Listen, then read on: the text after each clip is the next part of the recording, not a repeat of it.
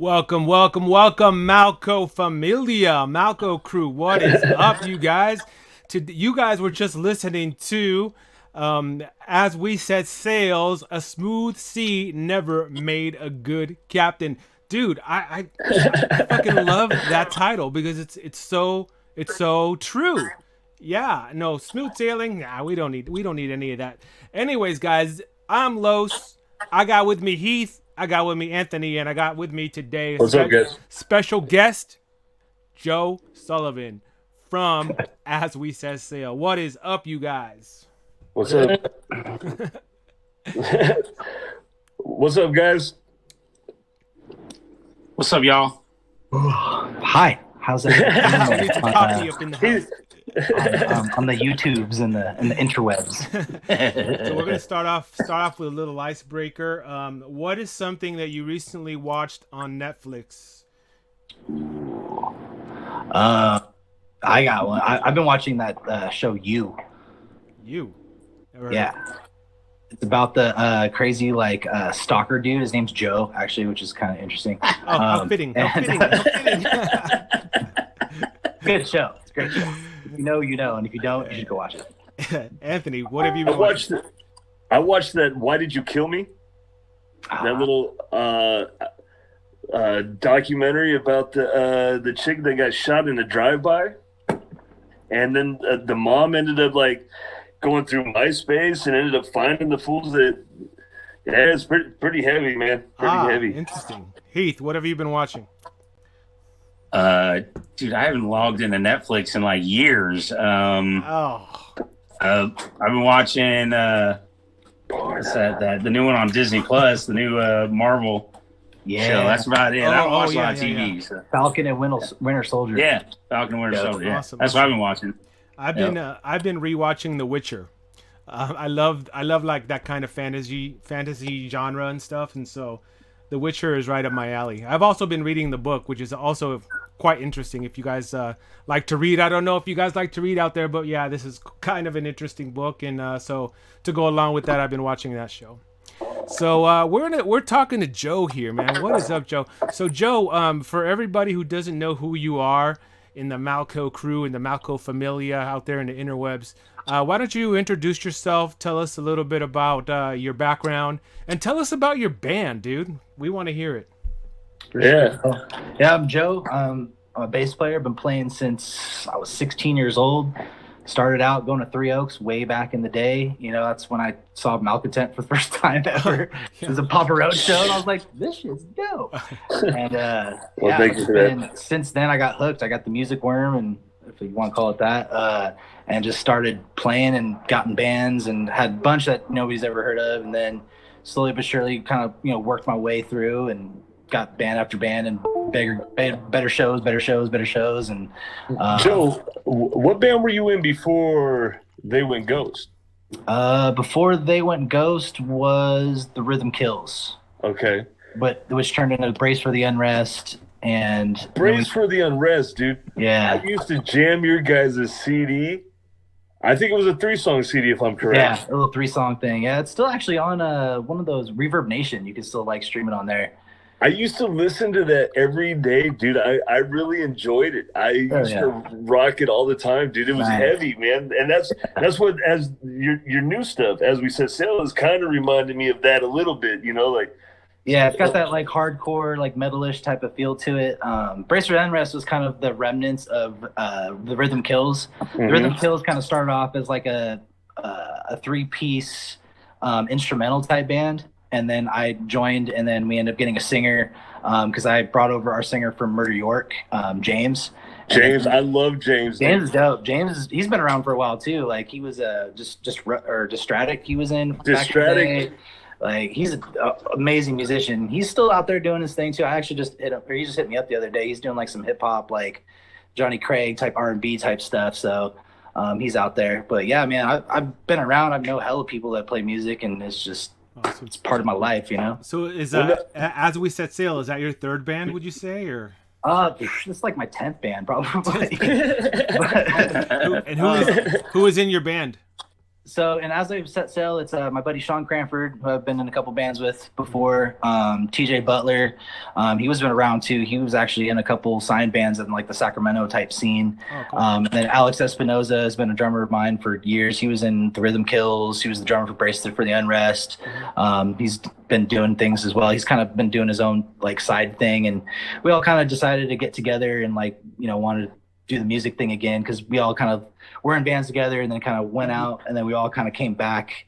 And it's one of those things, like this band is kind of different than anyone I've ever been in before, because we don't really like jam like regular bands do, or we don't like get together and jam songs and like play them and then like learn them and stuff. Like we kind of like make parts, and then we go into the studio and record the parts, and then TJ kind of like puts it all together and just makes it a dope song. So it's kind of like backwards. Like we record, then we learn the songs, which is an interesting way.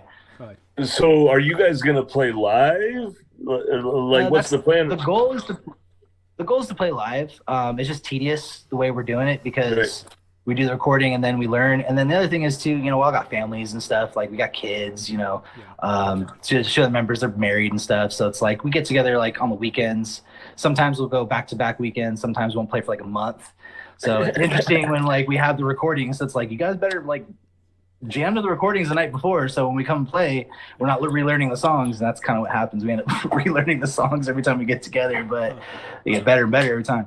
So how long have you guys been a band? We've been going on almost 2 years now. So 2 songs, 2 years. It's hey, the songs are quality though. Like these songs are like some of the best put together songs that I've ever played. Because like I was saying, back in the day, we'd get together, we'd jam, we'd learn our songs, and we'd have like a set, and we'd play shows, and then we'd go in the recording studio later. And I always thought it was kind of interesting, because like when you go in the studio, the songs always end up morphing and changing, because nobody ever plays to a click track when you're jamming. You know what I'm saying? And then you go in the studio and you got to put it to time, and it's like, oh crap, this one's got to be faster, or we got to play this part slower, or whatever. And it always changes. With this band, we've learned it that way perfect. So when we go and we jam it, it's like we're trying to match the recording rather than the way around. Nice. So, good stuff. But yeah, the shows will come, man. We got a lot of material. That's the thing with the recording part. We have like probably 5 songs that are like in the works. It's just a matter of taking the time, getting them done, and then once they're done, then we jam them all together. Once we have like 5 or 6 songs, we'll probably start getting out there and doing shows and stuff. No, that's cool, man. I've watched a couple videos of your guitar player, or one of your. How many guitar players you have? 2? Yeah. We have no singer, by the way. There's no vocalist. The one guitar player does the vocals in his studio. So he's like the engineer, and he's just really good at recording. Like the guy is super good. He even had like his own solo album that he came out with. It took him like 10 years to do, but he did it, put it out on Spotify, and it was gold. I was like, damn, dude, that was you? He's like, that's all me. I'm like, drums, everything? He's like, yep. I watched a video, maybe it was him playing the guitar. I almost put my guitar down. I was like, oh shit. I was like, oh god damn. I thought I was okay, but fuck. Yeah. Pretty talented individuals. Like Alex is a great drummer. TJ's a great guitar player. Sean's been playing guitar forever too. He's really good. So we all, we're not slackers when it comes to our instruments, that's for sure. No, for me, I've always enjoyed watching you play. I've always enjoyed your tone, the way your bass always sounds live. Dude, like I remember They Went Ghost when you guys were playing at DeVille one night, and you hit a note, and it moved the building a little bit. I was like, oh shit, dude. I was like, and no, I've always enjoyed your tone, dude. I've always admired you as a bass player. I think you're a hell of a musician. Wow, that says I appreciate it, because it says a lot coming from you. Because like I said, man, first couple shows I ever saw, like Malcontent was one of the first bands I saw with Papa Roach. I was like, these guys are fucking dope. Back in the day when Anthony had the long, dark black hair. Yeah. Now it's all fucking gray, dude. It was great. You too, bro. Join the club, man. Join the club. I don't know what you're talking about. He's got the Justin Man over there. You guys are old. Real. Got to keep it real. Hey, you know what? With the pandemic, I just said, fuck it, dude, and just let the gray come, man. I was like, you know what? Whatever. I probably had like 4 haircuts during this pandemic. Like, I don't even care. Well, your band, They Went Ghost. Your drummer was Daniel, right? Daniel. Yeah. Cagley? Dan Cagley. I remember him from the days of Suffocate the Creep, way back then, and I really admired him. We tried to. We were like searching for a drummer at one time for our band Zero Belly, and his name was thrown around, but then he was like, no, he's in another band now, so we never went after him. But he was a good drummer. Yeah, Dan's an animal. He's available now too. he's not really doing much. They Went Ghost, we keep talking about getting back together. Colby, actually, the singer, he moved to Florida, and he's actually now back on the West Coast. I think he's up in Seattle right now, or like Washington. Seattle, area. yes. But they're trying to move to Oregon or someplace a little closer. And we're talking about, like, you know, not exactly starting to back up full time, but like, you know, we've been on a couple bigger festivals, and like we did Bottle Rock and stuff like that. So if that comes around and we get offered those shows, we're definitely gonna get on them. I mean, you can't pass up Bottle Rock. That's a huge show. Heck no. Yeah, that's awesome. If we got offered Bottle Rock again, we'd definitely be into it. And then also concerts in the park in Sacramento. We've been talking with Andy Hawk about that, possibly getting in maybe like next year or the year after. And we do this other one called Mountain Vibe music gathering that's out in Calaveras County. That's really awesome to do. It's really crazy. It's just like this old logging area that they cleared out like 360 degrees, but you're surrounded by trees, and there's this like barn in the middle that they set up the sound system and all these lights and stuff, and they start playing music in the afternoon time and go all the way to like 2:00 in the morning because it's out in the middle of nowhere, and it's like 3 days long. So it's one of the cooler spots we've been to, and it's fun to go camp and listen to all the other bands and then perform. And it's weird when you're camping and performing music at the same time. It's definitely an interesting experience. Hey, I got a question off of music though. So how have you been making it through this pandemic? Like it's been hard on everybody, dude. Like it's Well, with our band, it's pretty much, I figured it would have been the same pandemic or no pandemic. We've been doing it. But, I've been doing a lot of stuff at home. Like I have my own like little setup. I have an interface, and I got my laptop, and I use Reaper for like recording and stuff. And a lot of my friends have been getting into it, and we'll mess around and like, somebody will make something and be like, hey, I want some bass on this. They'll send me the wave. I'll track something real quick, send it to them. And it's kind of like the way that I feel like music's kind of going in direction of, you know what I'm saying? Like everybody's got their own home studios. You don't have to really, like you still can go to a recording studio if you want to, but you can almost get the same sound. Malcontent. Everybody except for Malcontent. We're a bunch of old fuckers. Hey man, Puss is dope though. I like going to Puss Cavern. We've recorded a couple things out there too. So, and Joe's awesome. Joe's just a fun dude to hang out with. Dude, I just went golfing with him last Thursday and shit. That was pretty fun, dude. Fucking Joe's a riot, dude. And he'll come up, he'll be hella quiet and just like randomly just say like the most off the wall shit. And it's just, I know, dude. He kept saying that when we were playing golf, dude. He's the only dude I have ever seen use a fucking a driver for a short game. Nice. He'll deny that shit. He even told me, he was like, dude, use your driver right there. And I was like, to hit out of the rough? Nah. Heath, you still awake over there? I'm over here. Yeah, I'm here. Hey, Heath's just enjoying the conversation. Well, I hear some kids in some kids playing around. Maybe he's babysitting. Yeah, actually, I'm gonna close that door real quick though. Oh, it's Joe. Joe's babysitting. Bring your daughter in, Joe. Oh, it's sprinkling outside. I know, dude. I'm looking out my window right now. It's sprinkling outside. Man, that is some crazy ass weather. Crazy. Man. Yeah, they're calling for hail tonight. Nice. So Joe, one of the podcasts that we did, it was I think it was episode 2. We talked about, is rock dead? And you have an interesting take on that. We want to hear your take regarding that talking point. Do you think that rock is dead? What is your take on that?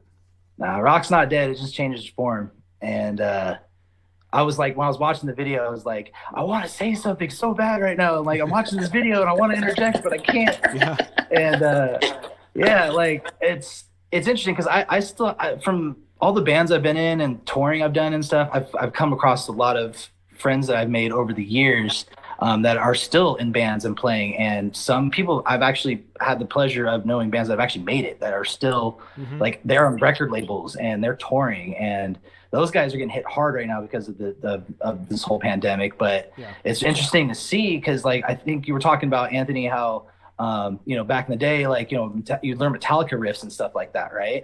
Well, now it's like they're still doing that, but they're doing it on YouTube. You know what I'm saying? Like, this band that I'm particularly talking about, their name's Hail the Sun, and they're freaking amazing. Like, these dudes, they're the guitar players in this band. I'm just like, dude, I'm not worthy. Like, you're freaking amazing.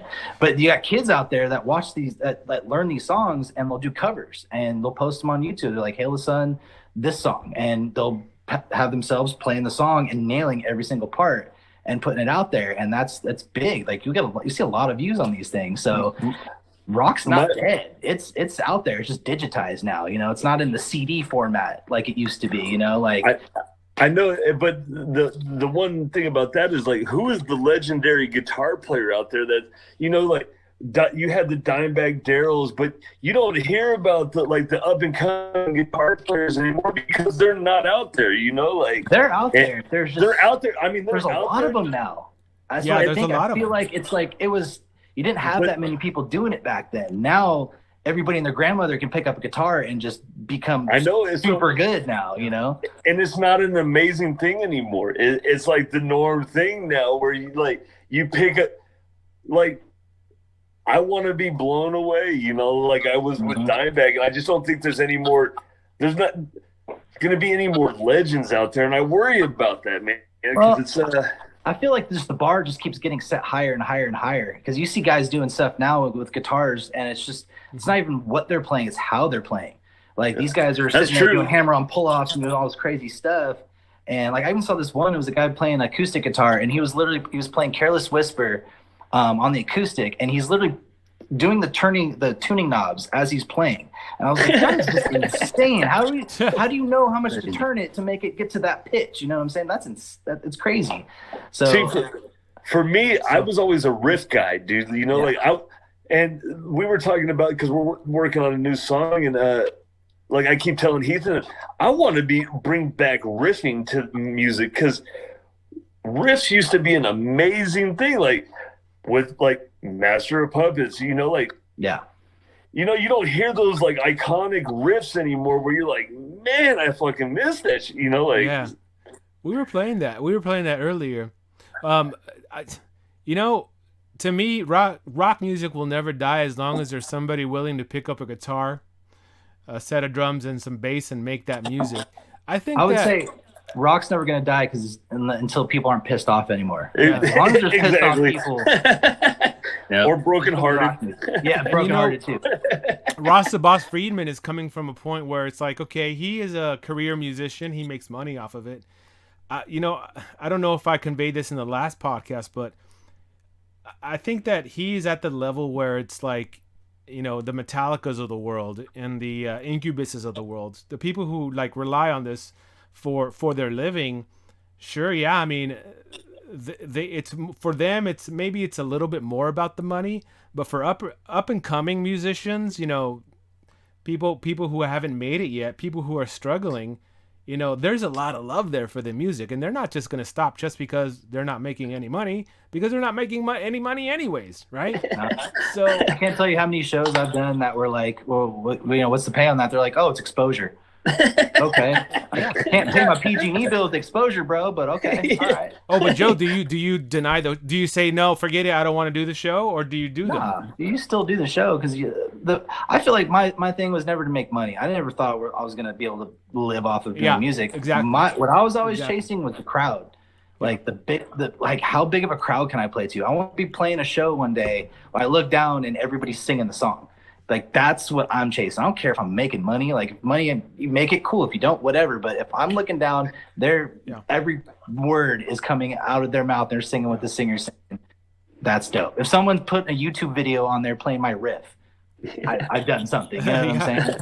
There's a passion there. There's a drive there. You do it for the love of the music, not necessarily for the money. I mean, the money, if it comes, it's hey, who's gonna deny that, right? We all love money.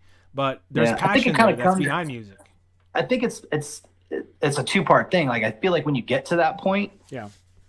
you are making money. You know what I'm saying?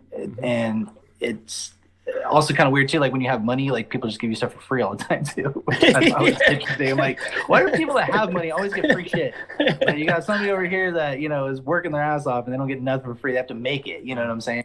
Once you make it, you make it. You know, so it's one of those things. But it just takes so much time to do that. You literally have to tour your ass off. Like You got to go gray. You got to pay your dues, man. You got to pay your dues. Yeah. You got to get on that road and you got to literally play every venue you possibly can. And you start with playing 5 to 6 people in a venue. You know, that's normal. But the more you do it, the more you keep doing it, eventually those crowds get bigger. And eventually those people know your songs. And you just kind of have to keep it moving. Heath knows a little bit about that too. I mean, these guys have been around so long; they paid their dues. Tell us about that, Heath. Yeah, well, no, that's the. I think our dues owe us money. Sorry. It is. I mean, it is. I think that's the beautiful thing of music is that, you know, as us creatives, like it gives us an opportunity to really pour our hearts out, you know, on stage and into our music and that sort of thing. So, you know, I'm with Joe. It's not always about, you know, how much money am I making off of it? Now, again, you know, I don't think anybody that gets into a band is going to say that, you know, they don't want to get signed and get that big deal and you know, right, tour the world. But it's so much more than just the money. And you know, I think it, at least for us, like just the, I don't know. I don't even know how to explain it. There's just this rush that you get when you're up there, and like Joe said, when people start singing your song, I don't know. At least for me, you know, as a singer, if people are singing my song, that's just like that's the epitome right there. Even if it's in a small crowd, if you got, you know, people singing along with you, it's pretty awesome, you know. But I actually wanted to ask Joe because you know, Name of Ghosts, I know they went down to LA, and I think it was LA, and they shot a video for Polar Bear, I believe it was. Mm-hmm. And I just like, dude, like, how was that experience? Because I mean, that was a legit video. That wasn't like, you know, let me get, you know, my dad's camcorder and, you know, and, you know what I mean? That was legit. Yeah. I'm interested to hear how, you know, how that was. Yeah, shooting videos is an interesting time. Like I've had a little experience with doing the like film thing because our buddy Bobby Rose was the guy who actually did our music video for it. So I had a little Give Him Hell. Yeah, Give Him Hell back in the day. Hell. And I remember them. Oh yeah, great band. But yeah, Bobby, he got really into film and went down and was doing school down there. So he actually was able to.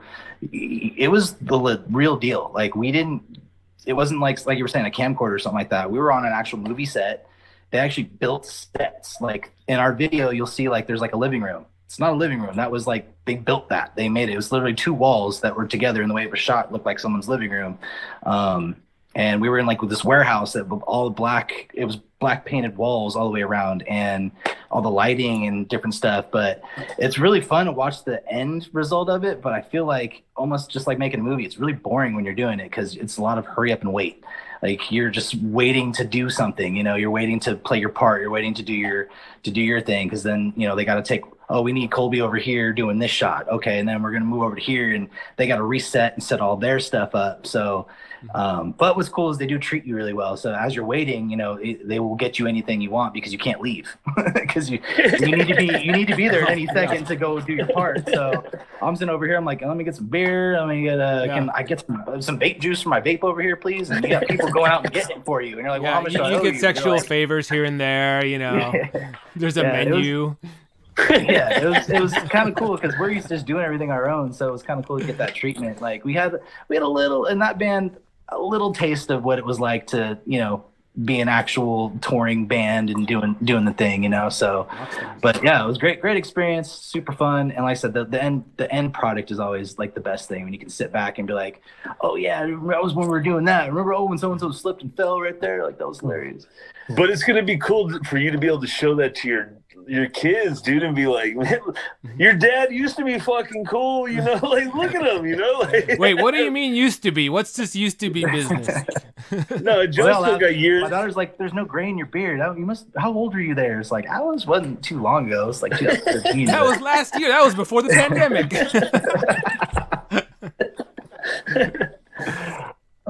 Oh man. Good stuff. But I highly recommend it. The only other problem is with that is the money issue of it. I think it was expensive. Like you're talking $10,000, $15,000, $20,000 Oh, to do something damn. like that.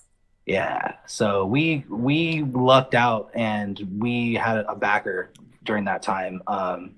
And the guy was helping us out tremendously with our video, and just he got us on Bottle Rock, which was amazing as well. So like we just, I don't know what we did, but we sailed under Lucky Star and got hooked up. So wish we could have done more with it, but at the same time, it's music business, man. It's one hell of a business. It's not for the weak-hearted, and a lot of that stuff will go to your head real quick too. Like you think, you're doing something big, and all of a sudden you're just a rock star, and that's not the way it is, man. Like you're still paying dues. Like until you're playing a sold out freaking arena in Russia, you have. Well, dude, when I hear the as we said sales stuff, like it sounds like you guys are all like having fun with each other, like, and it is a different departure from the They Went Ghost though stuff, because it is more heavy. It sounds more, and I'm not trying to say this as a bad thing, but it does sound a little bit more freeing. Like you seem more free and open to do, like what I've heard so far of you guys. It sounds like you guys are just jamming, it just sounds like you're having fun putting stuff together, Yeah, exactly. You're not really chasing like a genre or anything like that. We're just kind of doing what we love and love to do, and it's very nostalgic though, because it's the style isn't really like super new or anything like that. Like there's a ton of bands that sound like that out there, and we just don't care. We get it, dude. Like Heath will tell you in Malcontent, like that's our thing. Like, oh yeah, we got tired, like with the new stuff we're writing. We got tired of being like, you know what? People are saying stuff like this. So what, dude? Like, I don't even care. We don't give a shit, Yeah. Well, like, look at bands like Deftones, man. Deftones, like, I love that they've stayed with their sound. Like, they got a little things here and there that they throw in, but like, you can hear a song, you're like, that's Deftones.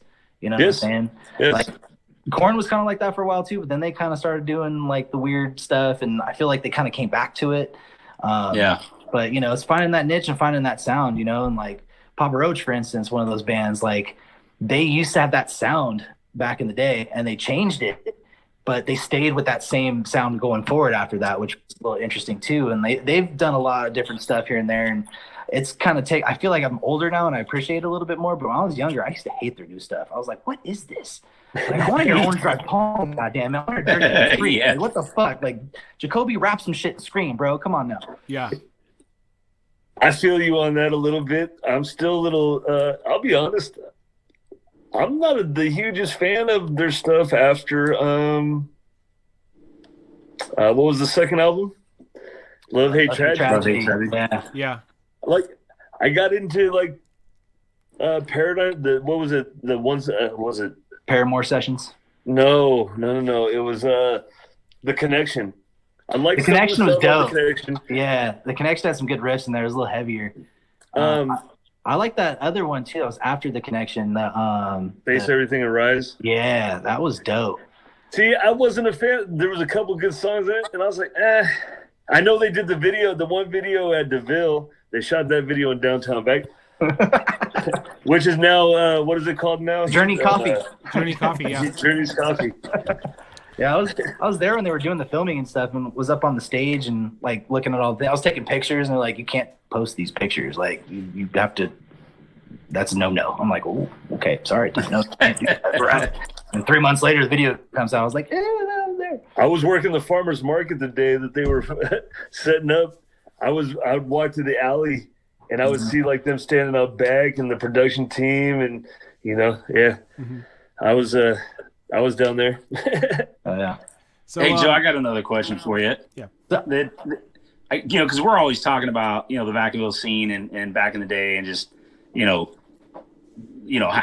from our perspective, it was like, man, it was awesome, this and that. But I think it'd be interesting to hear from you, because you were you're younger than us, so you were definitely in that scene back then, when Three Oaks was going strong. Like, give us a little taste of like what it was like for the younger crowd, with Three Oaks when Three Oaks was really going strong. Well, Three Oaks was going strong, man. That was the thing to do on like Friday night, like after school, or you saw like a flyer come out, you're like, oh, so and so is going to be there tonight. Oh, Tenfold's playing, or Dredge is going to be there. Like, I even remember getting off school at Listen Wood, walking down the hill, and Jacoby's out there with his freaking bullhorn, just like, what the fuck, Papa Roach, blah blah blah, handing out flyers, and you're like, what the fuck is this? I never even knew about it. And that was where I learned about local music. I always thought music came from the radio. It was on MTV and stuff. I didn't know there was local bands, and going there, it was amazing. That the sound that came from that spot, it was like the biggest sound I ever heard. Like when the shout out Jeff, the sound check, dude, you felt that. It was like doo doo doo. You're like, hell yeah. Lights go out and get dark, and everybody starts going crazy, just like at a big show you see now. But we had like our own little micro version of that at Three Oaks Community Center. And I'd never been in a mosh pit. I never crowd surfed. I never did any of that stuff until I went to one of those shows. And it was the funnest time I ever had in my life. Joe, did you ever get to play there? That my first show I ever played with my boy Sean Cranford. It was our first band called Public Disturbance, I think it was. And we opened for Die Trying and Local AM, I believe. Local AM, nice. Yeah, dude, Local AM and Die Trying. That was a dope show. That was a big show, huh? It was big. We had no idea. But the thing I hated about it though was from going to the shows, you hear the sound in the crowd and it's huge. Like, it sounds great. But when you're up on stage, because it was my first show, I didn't know how to check my monitor. I didn't know to make sure your monitor's up nice and loud. Like, I'm listening, I'm like, oh, yeah, it sounds okay, I guess. And then the show starts, I'm like, I don't hear nothing. Like, there's nothing.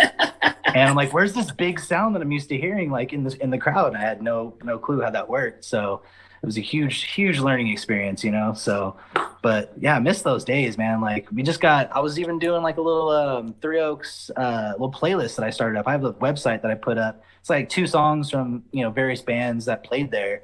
I got a CD from this guy, my buddy Josh Anglin got it from his guy named Matt Chapman, and he's one of those dudes that was always going to the shows. Yeah, and he burned CDs. He had all these songs on his computer and burned we're talking like 200 plus songs on these CDs. And I'm just going through there and listening to this stuff. And I'm like, dude, Nat was on there. I haven't heard that band in the hell long. Like, Execution Style. Like, shout out Maddie. Yeah, Maddie from back in the day.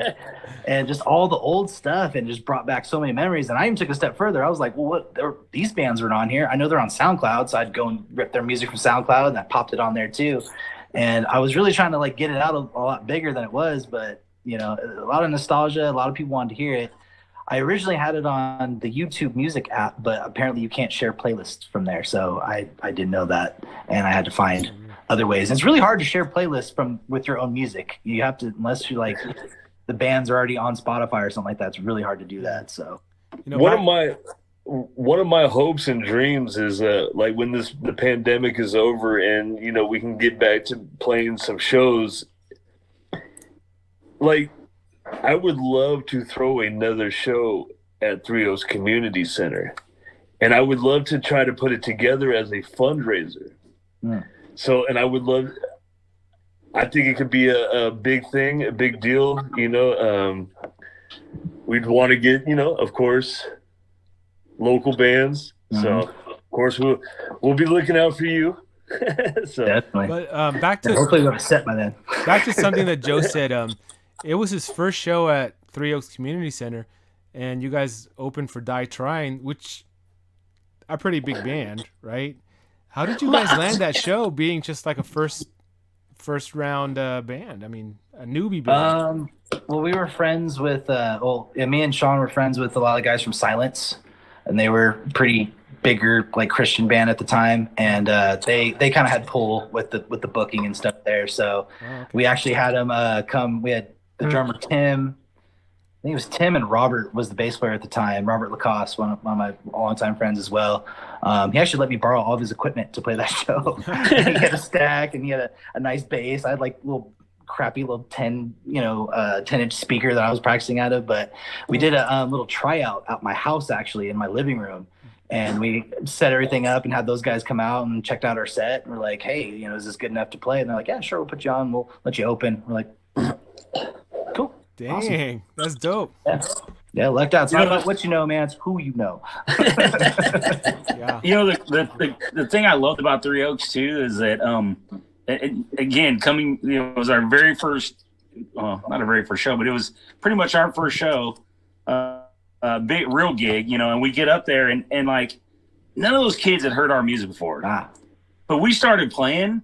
We were gods. And like, dude, the pits were crazy. I couldn't believe. I'm like, dude, they don't even know us, and they're like in the pit just killing each other. And I'm like, dude, this is awesome, man. It was like, we actually have video, and it's a buddy of ours was recording, and he was in the crowd, like right on the side of the pit, and like he's filming the pit, and all of a sudden at one point this kid comes out of the pit, dude, his eyes are just giant, and he's like, holy crap, like so it was just man, I loved the kids, dude. They didn't care, dude. They just wanted to hear good music. So when you got up there and you started rocking, they appreciated it. It was that. Hey, the funny thing about that, it was the funny thing about that story, Heath, though, is we haven't had a mosh pit since. Yeah, right. Well, that was the thing with Three Oaks, man. You had a built-in crowd.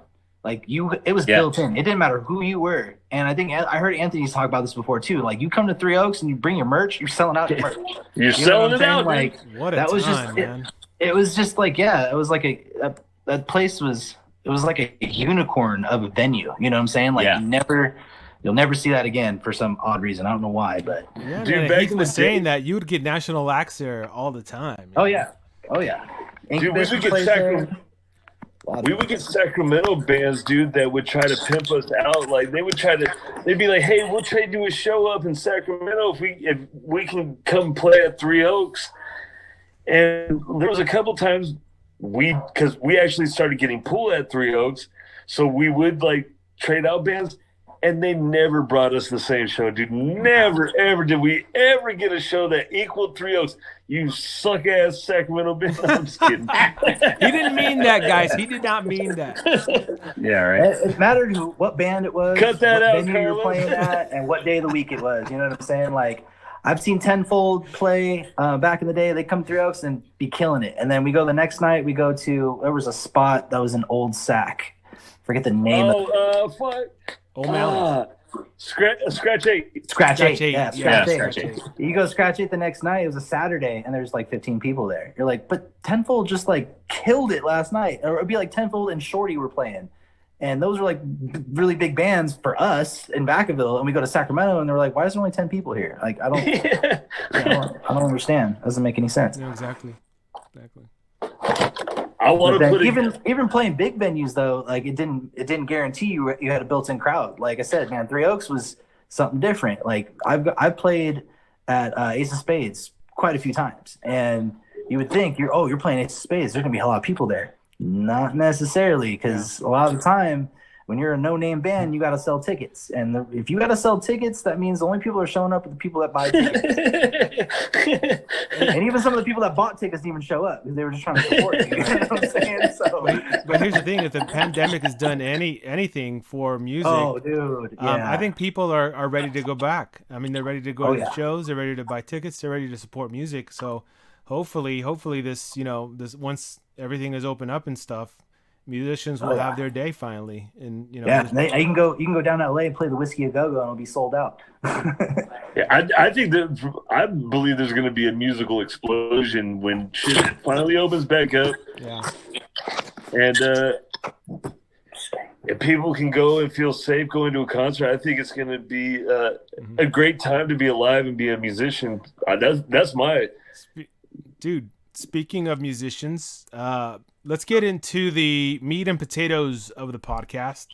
And that is the question that we actually asked on Facebook. Who was your very first musical hero? And we're going to let our guest, Joe, tell us. Joe, who was your very first musical hero? And why? That's a really hard one because, like, I always enjoyed music growing up. And like was exposed to like a lot of like the old 80s metal and stuff like Def Leppard and all that kind of stuff. But I never put a face to the music. I just like the music, right? Mm-hmm. And I feel like the first face to any music I put to, I wouldn't say unfortunately, but just how it worked for me was Papa Roach, man. Like, Really? Jacoby. Like, that dude was fucking insane. Like, the amount of energy that dude put out was just, I've never seen anything like that before. Like, I never seen that, you know. Great frontman. Great front. An amazing frontman. You know what I'm saying? And it's not like he was the best singer in the world. It's not like, you know, they were just this amazing band. He's just the energy that they put out. You know what I'm saying? Like, and I don't know if that was a Three Oaks thing or if it was the band. You know what I'm saying? Like, I feel like that first show I went to see, it was actually, I think it was you guys and Papa Roach was headlining, and you guys started the band and started the show, and like the first song that started, Heath comes out and he's just like, "Get the fuck out!" And I was like, "What is this? This is insane!" And then it just kind of snowballed after that. And then all of a sudden, you know, you see like bands getting famous and get on MTV and stuff. Like, I was at Papa Roach's that video for Infest. I was there. I was up you were in that the video. rafters and stuff. I was there too that day, dude. Hell yeah, Yeah. dude. Everybody Remember- from Vacaville was in that fucking picture. And do you remember when they cleared the stands because the chick's hair started catching on fire, dude, from the Yep. lights? Hey. Yeah. You were there, Well, right? and the stand started to break. Yeah, the stands started to break, so they cleared the bleachers, dude. Yep. They didn't know all those kids were going to go crazy up there. I No, had Joe, no idea. I have to admit, you kind of surprised me with that answer. I wouldn't have thought that you. I didn't think that was going to be your answer. I didn't. Hey, man, it's no disrespect to any other frontmans out there, but just I don't know what it was about that guy. Like, it blew my mind, and that's what got me into playing music. Like, if I never went to that show that day, I probably wouldn't have gotten into music as much as I have. I can see Dude, that. I get it with Jacoby though, dude, because he's so charismatic, dude, and you just want to watch him on stage, dude. I remember one day at 3 Oaks, I'm in the mosh pit, and they're playing, and I'm like, I had seen them so much, and their routine started getting, usual. Yeah. But so he hit a spot in the song, and he goes, "Come together right now," and I mouthed it to him, and he sees me in the mosh pit, dude. Like, we make eye contact, and he goes in the mic. He goes, "Holy shit, you know this!" That's a shared moment. Yeah, dude, we literally had a shared moment. But after the show, he came up and gave me a big ass hug for that shit, dude. He was always a really genuine, or I shouldn't say like past tense, but he's always been a really genuine dude from my experience with him. Yeah. So let's go. I was laughing though. Last time I met him, actually, when we played, it was at DeVille when they played, and he actually, like, for the first time ever, I walked up and he actually knew my name. I was That's like, cool, man. "Oh shit! Like, this fool knows who I am. That's fucking tight." Let's hear from Anthony. Who was your very first musical hero? My first musical hero, dude, and this probably won't come to a surprise to many, and his face should actually be in the dictionary when you look up metal frontmen. Mm-hmm. It's James Hetfield, dude. Like, I'm a James Hetfield guy, dude. Like, the down picking shit, dude. Like, I was never about the fast, like, shit. I know how to do it, but I was always like a riff guy, a Hetfield guy. Mm-hmm. It sucks because I can't really sing and play too well. But yeah, dude, my first show, I wore the wristbands. I used to grow my sideburns just like him, dude. I was a Hetfield man, dude. I can see that. Fucking. Your style is kind of like that too. I noticed. Like, I get told, dude. A few people I've gotten that a few times. Like, you look like Hetfield. I'm like, thank you. It's kind of like a crush, but whatever. you kind of look like Keith Sutherland a little bit. Dude, I got told I look like, what's his name? Craig James? Is it, or not? The King of Queens, dude? Kevin James. Oh, Kevin James. Oh, Kevin James. Yeah, I was at Winco, dude, when I was bigger. Yeah, you need a good 50 pounds. When I was to look pushing like 300 pounds. This dude came up to me and he was like, "Has anybody ever told you have a striking resemblance to Kevin James?" And I was like, "No, but you ruined my fucking day." I went about fucking shopping, dude. Like I was pissed off. I'd have been like, oh, well, fuck you very much. Bye. Heath, who is your musical hero and why? Oh man, so it's got to be Heroes. It was the Beastie Boys, man. I was all about the Beastie Boys. Funny story, like me and two of my buddies, we learned like every line of License to Ill, the entire album, front to back. Yeah. And we actually, so we were in, I don't know, 5th grade or something like that, and they had a like some sort of, school assembly or whatever, and so they had microphones up there, and so we went up and asked the principal if we could get on the microphones, and he let us. Oh, no. I don't know why. So dude, we got up there and we started I don't even know what song we did, but we started rapping one of the Beastie Boys songs. But we used to take, and the bus driver was super cool. She'd let us bring a boombox, and we'd be in the back. We had a super long ride home, and we'd press play and we'd just go through the entire album front to back. But dude, the Beastie Boys, man, like you want to talk about like you putting on a show. I mean, those guys too, it was crazy, man. Those guys were crazy back in the day. Oh, they were legends, dude. They are legends. Oh, dude. Yeah. I mean, just it was they definitely, that was like my first. I mean, I used to listen to a lot of punk. I used to listen to a lot of just I love the Misfits. I loved Sex Pistols, like just a lot of those bands. But there was something about the Beastie Boys. I think it's just because they had the rhythm going along with it. So it was just like that totally, and I was enamored by it. And that was awesome. Dude, I loved it. I love the Beastie Boys. They were my heroes for sure. Excellent. What about you, Carlos? Well, before I tell you guys, I'm going to read some of the comments that people posted on our Facebook post, and we have here Lauren Gonzalez says Michael Jackson. Miguel Lima says Lionel Richie. He also says He's George so Michael. Full of shit. I know Miguel Lima. Richard Salcido says Stevie Ray Vaughan. Michelle Austin says Michael Jackson, Donna Summer. Michelle Baptiste, Boy George. Rhonda Nelson Stokes. Rhonda Nelson Stokes says Stevie Nicks. Robert May. I love Stevie Nicks. Robert May. Oh, she's a sorceress, man. Robert May says Kip Winger, of course. Mark Slagle says Joey Ramone. Chris. There you go. Kuyikindle. Brian Kirkendall. Wilson. That's my stepbrother, Kirkendall. Kirkendall. Okay. Brian Wilson and the Beach Boys. John Jefferson says Run DMC. There you go. Anthony tagged Bob Vollmer. And then he says follows up by James Hetfield. Nice one, Anthony. Jen Hayes Liston says Debbie Harry. Blondie, if you guys don't know who that is. Yeah. Dustin Prince says Richie Valens and Buddy Holly. Jimmy Rowdy, you guys know him.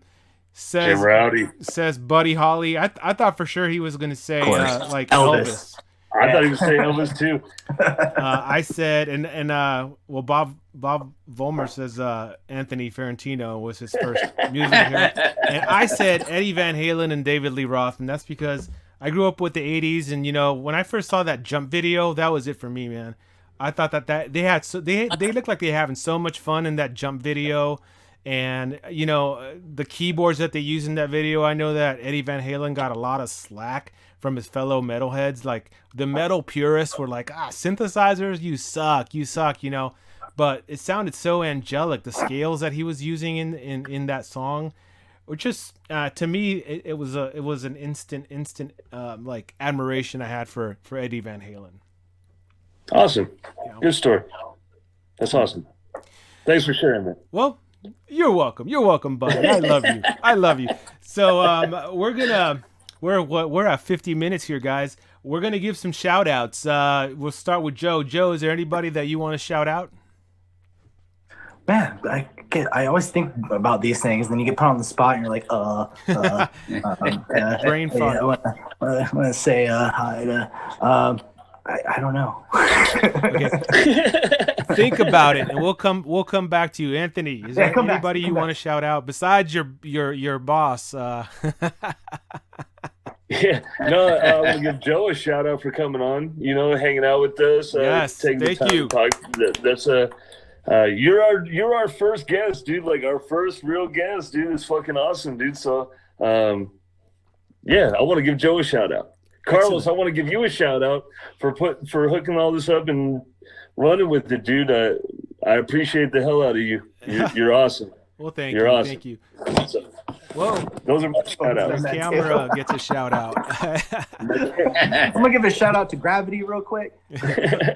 Heath. Heath. Hey, I want to give a shout out to since he posted on that post was John Jefferson. Feats, what's up, buddy? And if anybody has never heard of Fail, those were our brothers back in the day, man. Yeah, we used to party all the time with those guys and play every backyard you could find. I remember we played with them one time in Sassoon, and the cops came and they're like, "Dude, you guys got to turn down. We've had like 115 calls." I was like, "Oh, okay, sorry." True story about that though, is we didn't rehearse for that show. We hadn't rehearsed in 4 months, and we went out there and played live. Like we played like 6 songs live, and Feo was like, "That's a Malconspiracy. You're a bunch of bullshitters," because we went out there and killed it, dude. Like we couldn't find a practice spot. We couldn't find nowhere to rehearse, dude. And we went out there and just fucking got 115 phone calls, police calls, dude. It's pretty awesome. Masters of your craft, dude. The only person I want to shout out is I want to shout out Joe. Thank you very much for being our first guest on the MalcoCast. I want to shout out Frank, who recently had a birthday. Frank Garcia, you guys know him, you guys love him. He's my brother. All right, I want to give him a shout out for his birthday. And I just want to thank Joe again for coming on the MalcoCast. Now I'm gonna link all of the social media for As We Set Sail, so you guys can go and check them out. Yeah, go and check them out. Show them some love. Subscribe to them. Follow them. You know, give them some comments. Give them some love. They're an awesome band. You guys heard it right from the start of this band. We played a little bit of their music, of their song, and yeah, definitely make sure that you guys give them support and some love. We want to thank you guys especially for tuning in, for everybody who commented on our post, for everybody who supports Malcontent, for everybody who supports the music scene. Live music. Without you guys, we wouldn't be doing it, you know, and thank you guys. That's all I got to say for that. Joe, your shout out. All right. And Joe needs to shout you guys. No. Shout out to you guys for doing this podcast is awesome, and for letting me come on here. I really appreciate that. It's pretty cool, made me feel special. Shout out to me and my buddy Andrew. We actually just started our own podcast, which is completely something different than this. It's called How the Fuck You Want to Look at It, and it's literally me and him drinking and talking about random ass stuff, like how the universe was made and like just weird random like fun stuff. So check that out. It's on Facebook and everything like that. And we'll link it. We'll link your podcast to this one so people can check it out. For sure. And then shout out to anybody out there trying to play music and keep on keeping on, man. You know what I'm saying? Like keep going, keep playing, because you never know. Somebody is gonna hear your stuff and you're eventually might be doing more than you thought you were going to be doing with it. So just keep trying, man. Everybody out there who plays an instrument, do it, record it, play it, put it in front of people. Like we need that kind of stuff, Exactly. Oh, absolutely. Yep. Amen. Absolutely. And that's going to do it for today's MalcoCast. Thank you very much again to Joe for being our guest. If you want to be a guest on the MalcoCast, just hit us up. You know how to find us. We're everywhere. I mean, where are we not? That's the question. Where the hell are we not? All right. Hit us up if you're a musician, or if you're a music lover like we are. Hit us up. We'd be happy to talk to you. Happy to feature you guys in the MalcoCast. And until the next one, guys, we will see you next time. Peace. Peace. Peace.